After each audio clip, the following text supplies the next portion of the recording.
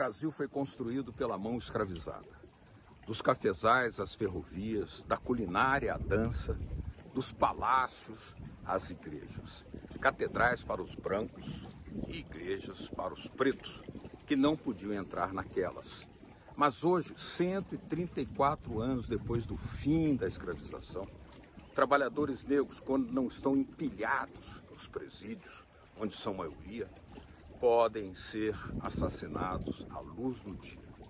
Foi o que aconteceu com um jovem congolês de 22 anos, Moise, linchado a pauladas numa praia do Rio de Janeiro por reclamar o seu salário.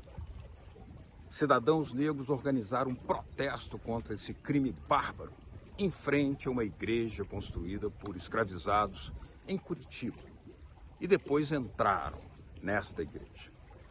A cúpula da Igreja Católica reagiu, condenou o protesto, mas nunca pediu perdão pelo crime de ter apoiado a escravização.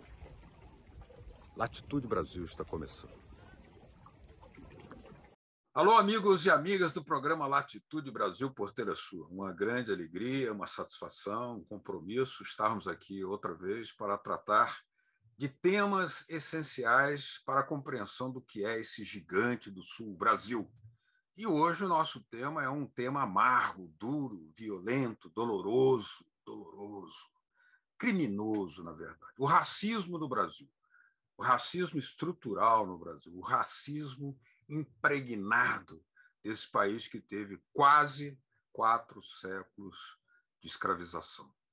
Pois bem, para falar sobre isso, nós temos aqui conosco o vereador Renato Freitas, do PT de Curitiba, que está sendo alvo de uma perseguição por razões que vocês podem ver na própria cara dele, na cor da pele dele, do jeito dele, mas por ter feito um protesto em razão de um assassinato bárbaro de um jovem congolês no Rio de Janeiro, numa praia do Rio de Janeiro, morto a pauladas, à luz do dia, na frente de todos. E a sociedade brasileira, a cada dia, vai acumulando mortes como essa. Renato Freitas, seja muito bem-vindo aqui ao programa Latitude Brasil. Bem-vindo.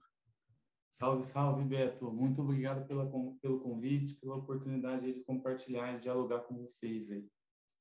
O que aconteceu em Curitiba? Você e um grupo de ativistas estavam organizando um protesto por causa do assassinato do jovem congolês, Moise, e na frente de uma igreja, a Igreja Nossa Senhora de São Benedito dos Pretos, né?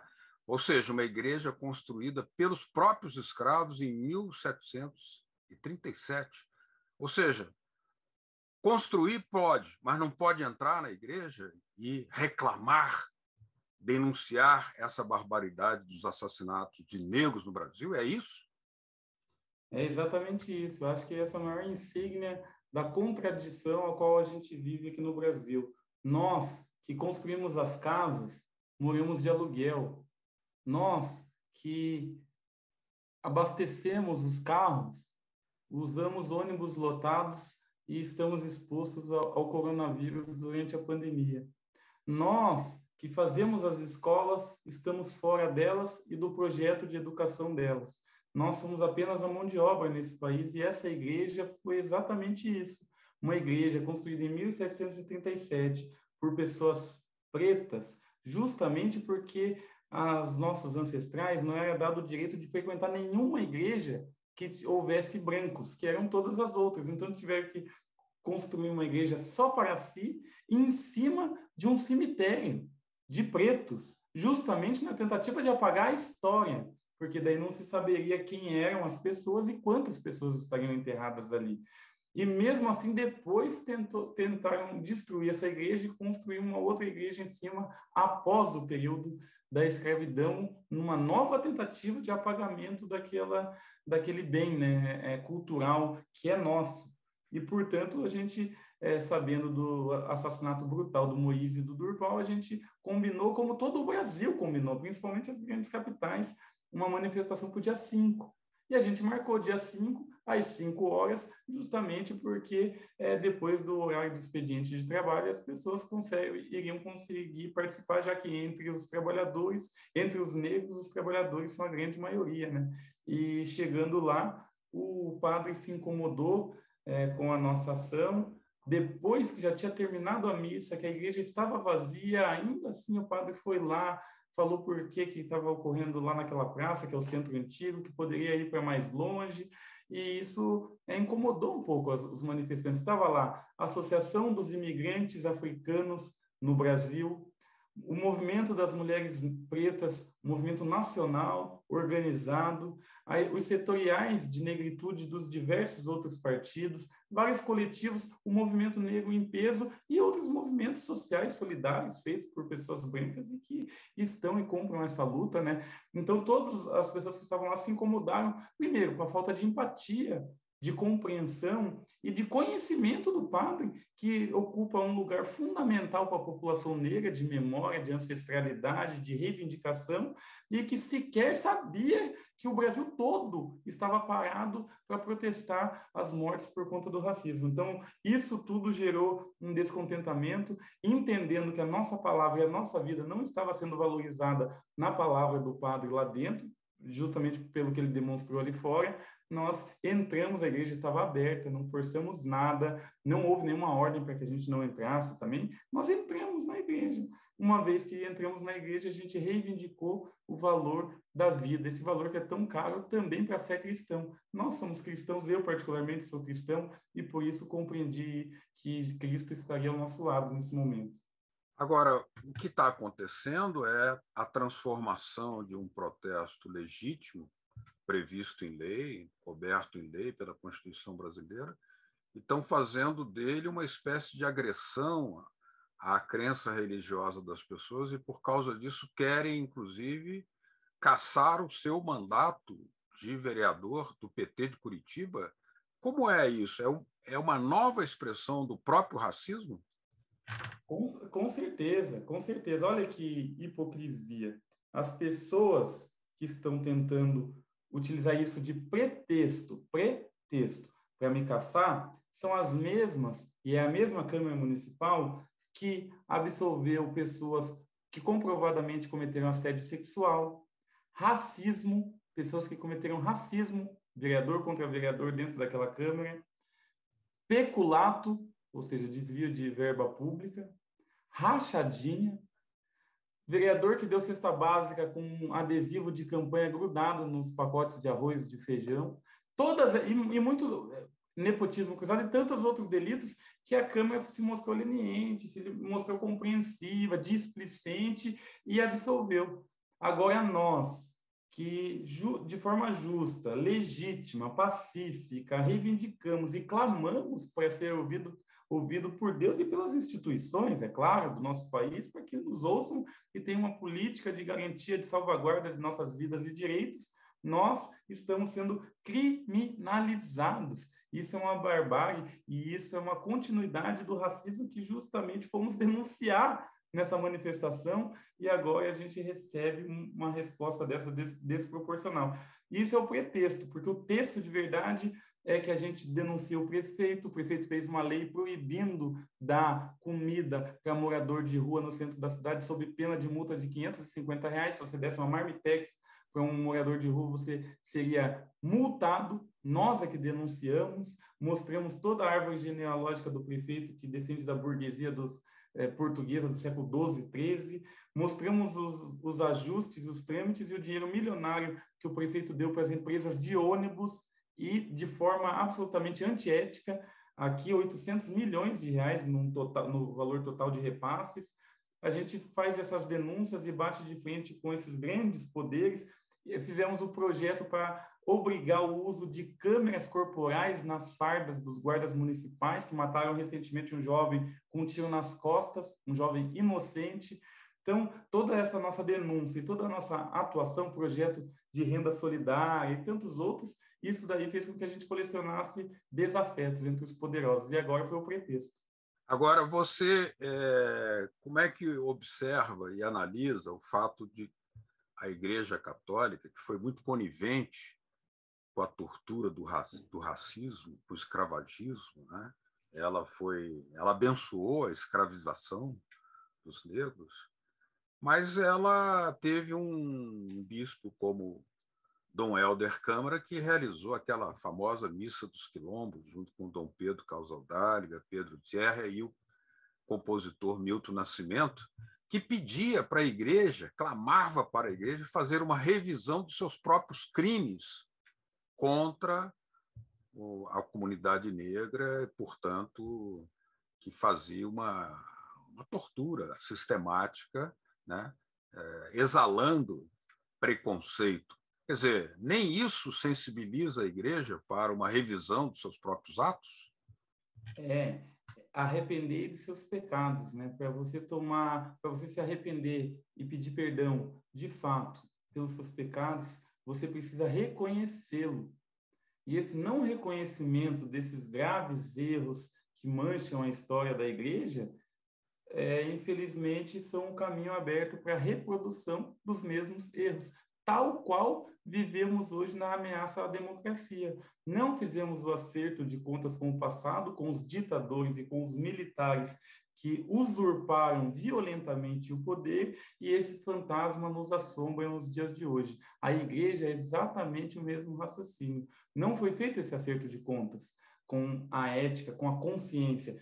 E tem pessoas, é claro, ó, Dom Helder Câmara, o deserto é fértil. Eu sou um admirador das palavras de Dom Helder Câmara e tem esse foco de resistência, de compaixão, de entendimento e compreensão dentro da igreja que nos apoia nesse momento, mas que não é, infelizmente, a cúpula. A cúpula aqui em Curitiba é uma cúpula difícil que em momento algum se abriu ao diálogo conosco e, pelo contrário, a cúria da igreja, o bispo, assinou uma nota dizendo que a gente invadiu a igreja durante a missa.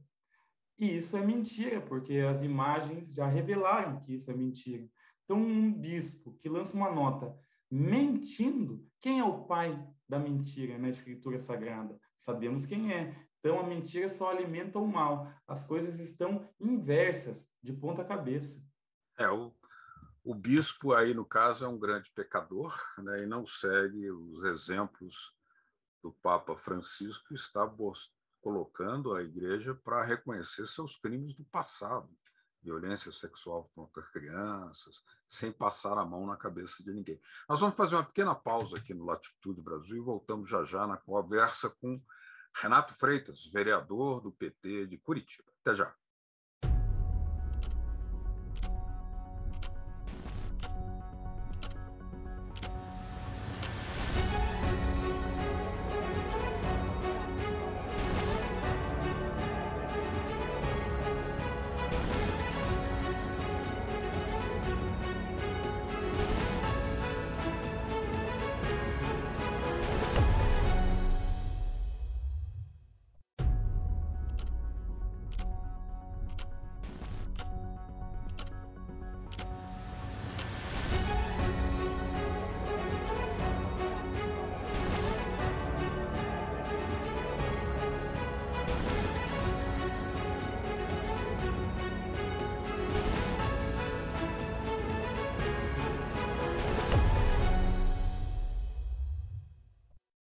Latitude Brasil, hoje discutindo o racismo no Brasil.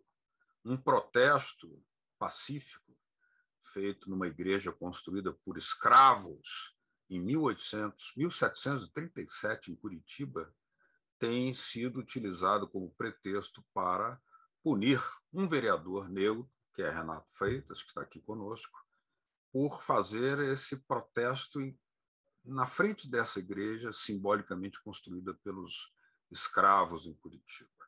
Mas isso nos leva a discutir o racismo no Brasil. Renato, como é que é o racismo que você enfrenta no dia a dia dentro da Câmara Municipal para o seu trabalho de vereança? É violento, extremamente violento. E uma das características desse racismo mais se evidenciou nos últimos dias. Todas as vezes que há uma oposição minha, por exemplo, contra o repasse de dinheiro, a doação de dinheiro público a empresários do transporte ou outros empresários, por exemplo, ou a denúncia de alguma licitação que tem aparência de fraude que nós gostaríamos que fosse investigada, ou manifestações, como a do Carrefour, quando o Carrefour, lá em Porto Alegre, espancaram um homem negro, Beto Almeida, na época, e a gente fez manifestação, e eu fui uma das lideranças dessa manifestação aqui no Carrefour. Todas as vezes que a gente atua, nós somos chamados de meninos, moleques. E isso tem um tom pejorativo, extremamente violento, porque nos diminui. Ele não está nos chamando de, eles não nos chamam de moleque porque reconhecem a criança que há dentro de nós e que essa sim eu rego e alimento. Eles nos chamam de moleque porque eles dizem, eu, por exemplo, eu tenho 38 anos, mas mesmo assim, para eles, o meu desenvolvimento enquanto ser humano, seja ele moral, seja ele cognitivo, ou qualquer outra forma que a gente tem para se desenvolver, não alcançou o grau da maturidade, da plenitude. Eles são os adultos, nós somos os garotos, os moleques. Nos Estados Unidos isso é muito utilizado, né, como uma forma de ofensa racista, chamar os negros, mesmo que mais velhos, mesmo de que cabelos brancos, de boys, né, de garotos. E isso daí acontece frequentemente na Câmara dos Vereadores. É um bom exemplo. Você que é advogado, mestre em Direito e agora está estudando cinema, como é que você analisa a continuidade sistemática dessa matança, essa carnificina contra negros no Brasil? A Polícia do Rio de Janeiro, no ano passado, 95% daqueles que foram executados por essa polícia eram negros. Quer dizer, há uma matança sistemática. Quem é que tem que pedir desculpas? Não é a igreja que tem que pedir desculpas pelos seus crimes de conivência e abençoamento do racismo e da escravização? Ou essa própria igreja, como sugere Dom Helder Câmara, e como sugere agora o Papa, que tem a obrigação de fazer a sua revisão moral e reconhecer os seus próprios crimes? Como é que você debate isso? Olha que coincidência, né? A gente está falando aqui sobre os erros gravíssimos da igreja, e um deles, inclusive aqui em Curitiba, ocorreu há menos de um mês atrás, Beto. Sabe qual foi? Se as pessoas colocarem no Google, vão encontrar essa notícia. O Rafael Greca, prefeito, comprou um arsenal de guerra para a Guarda Municipal, apostando na supermilitarização da Guarda. E chamou, por esse procedimento de recebimento das armas e entrega para a chefia da Guarda Municipal, chamou um padre, chamou uma autoridade religiosa para abençoar as armas. Então, teve uma missa para abençoar essas armas, e isso não foi objeto de crítica da cúpula da Igreja Católica. Entretanto, as armas que matam, diga-se de passagem, porque essa é a única função das armas, matarem. São armas letais, né? E a gente que reivindicou vida, nós sim, no mesmo dia, recebemos uma nota violenta e mentirosa da cúpula da Igreja Católica. Então, o Brasil tem essa continuidade em quase todos os aspectos, a igreja não foge a isso e ela necessita fazer esse questionamento, e talvez, se tem uma coisa boa que a nossa ação provocou, foi isso, Beto. Setores progressistas, humanistas e que têm uma compreensão, ao nosso ver, adequada aos exemplos, à obra de Jesus, essas pessoas conseguiram colocar com força dentro do ambiente religioso, das igrejas, esse debate, e obrigou as pessoas a se posicionarem. Talvez daí tenha bons frutos dessa discussão. Essa sua denúncia me faz lembrar a lamentável atitude do Papa Pio XII, que abençoou os canhões de Mussolini antes deles invadirem a União Soviética, que foi a principal responsável pela derrota do nazismo, né? Mas eu queria que você nos contasse qual é a estratégia para impedir que o seu mandato seja cassado. Porque nós estamos vendo aí que as leis não valem quando se trata de questão ligada ao racismo, né? Porque, apesar de todo o arsenal de leis que existe, que são passíveis, as mortes de cidadãos negros, os assassinatos, a carnificina, continua. Como impedir que o seu mandato seja cassado e como sensibilizar toda a sociedade viva, atuante, militante, combativa para defender o seu mandato, que, afinal, é defender uma causa justa. Ou seja, os negros não devem apenas construir igrejas, também têm o direito de entrar nelas para fazer seu gesto de consciência. Olha, a primeira estratégia nossa é ainda tentar um diálogo sincero, honesto com as autoridades eclesiais, com o bispo, com as pessoas aqui que assinaram essa nota, que hoje me notificaram criminalmente, foram à delegacia e me notificaram criminalmente. Nós queremos um encontro, uma conversa honesta. A gente acredita muito no diálogo, na compreensão, na possibilidade do entendimento entre os seres humanos e como a gente também professa a fé cristã, nós queremos ter essa conversa honesta porque acreditamos nela no primeiro momento. Você poderia levar o CD da Missa dos Quilombos, do Milton Nascimento, presentear os bispos. Né? Vou levar, vou até anotar aqui para não esquecer. Missa dos Quilombos, né? Verdade, o CD do Milton. Eu acho que seria interessante levar esse livro também. Comprei várias versões justamente, ó, você vê como é verdade. Eu comprei antes de acontecer isso, ó. Tem 1, tenho 2, tenho 3, tenho 4, Helder Câmara. tenho 5.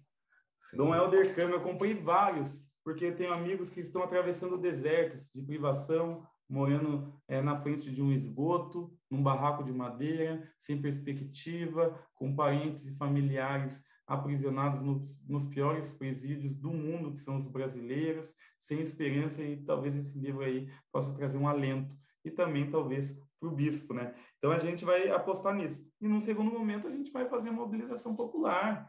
Vamos trazer vários ônibus de vários lugares, várias comunidades carentes. Hoje estivemos numa das favelas de Curitiba, recebemos o apoio, a compreensão das pessoas que não se tornaram refém da mídia, porque a gente não consegue fazer frente a uma mídia criminosa, a uma mídia que atua como cartel, como uma associação criminosa para destruir reputações, e vem fazendo isso comigo com uma normalidade, sabe? Uma fluidez, enfim, uma normalidade, uma naturalidade assim espantosa, e a gente infelizmente não tem força para fazer frente, e essa é a ideia agora, chamar todo mundo, mostrar a injustiça que está sendo cometida e dizer pelos precedentes, olha, os processos que já correram na Câmara e que todo mundo foi absolvido, não receberam nem a punição de advertência, que é a punição menor, muito menos cassação. E por que para nós? Talvez seja pela nossa atuação. Daí vamos mostrar qual foi a nossa atuação que incomodou tanto assim os donos do poder. Bom, aqui fica a nossa torcida para que o seu mandato seja salvo pela consciência democrática do povo brasileiro, porque, afinal de contas, o racismo é um crime previsto em lei, mas mais do que previsto em lei, essa consciência de salvar vidas e impedir essa carnificina que está acontecendo no Brasil, ela tem que ganhar as ruas, ganhar as consciências e transformar a sociedade brasileira, como já aconteceu em outros lugares. Muito obrigado pela sua entrevista aqui ao Latitude Brasil. As portas estarão sempre abertas e tomara que o seu mandato continue servindo à causa da igualdade social e da justiça, da igualdade racial e da justiça social. Muito obrigado, Renato Freitas. É nóis, Beto. Muito obrigado. Eu que agradeço. Um beijão no seu coração. Tamo junto. Renato Freitas, vereador do PT de Curitiba, está sendo perseguido por ter liderado uma manifestação em frente à igreja dos Nossa Senhora dos Pretos de São Benedito, construída pelos escravos, e que agora pode, inclusive, perder o seu mandato. Tomara que isso não ocorra e que a igualdade racial e a justiça social sejam uma realidade no Brasil em breve. Muito obrigado pela sua atenção. Até o nosso próximo Latitude Brasil.